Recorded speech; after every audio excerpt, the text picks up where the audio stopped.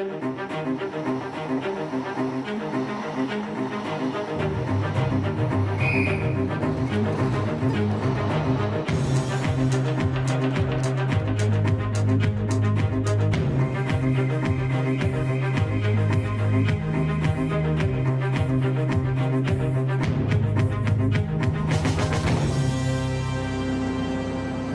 really value our relationship with our stakeholders. They're long-term relationships built up over time. We see them as colleagues and indeed as friends with which to develop the transport services, the rail services across the West region. I think having a good working relationship with First Great Western certainly helps you to deliver for the customer. They've listened to the views of the passengers, they've listened to the views of other stakeholders, and they've done what they can to put people's aspirations into practice.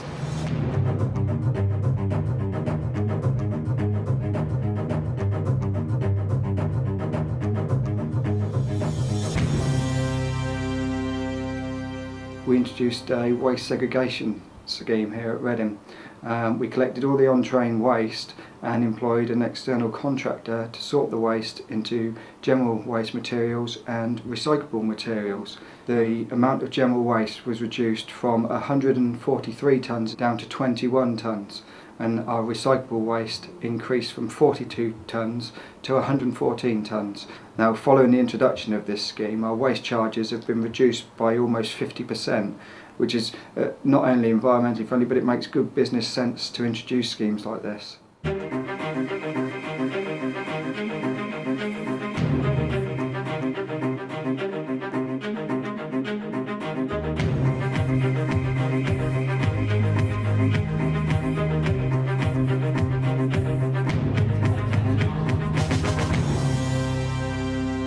There are so many nuances and elements to the flows and the sorts of services that customers want, which stakeholders and rail user groups are uniquely in a position to provide.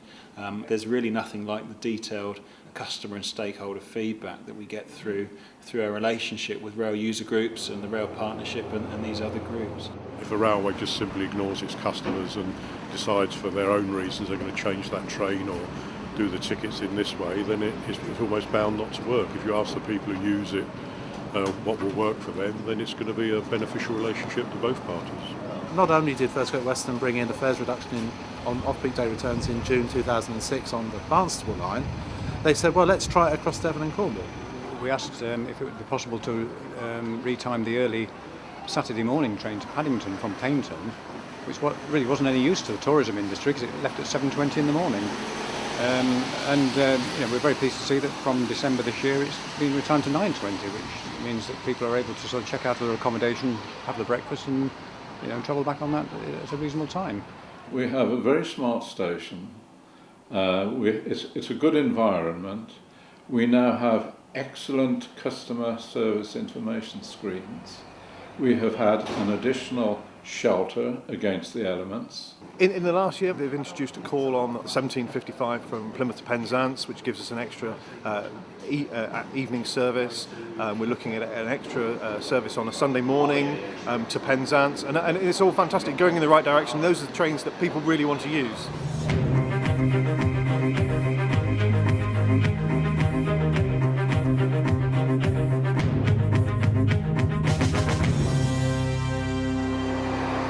I really welcome the investment that FGW have made in the refresh of these trains, and I think that's a great precedent for other train operators to consider. Cleanliness of trains and comfort is certainly one of the major features of our National Passenger Survey, and I think the passengers will be over the moon with a refresh of this standard. With the franchise reforms that we're taking through at the moment, with longer franchises for instance, we hope that will actually give an incentive and encourage train operators to bring more private sector investment into the railways.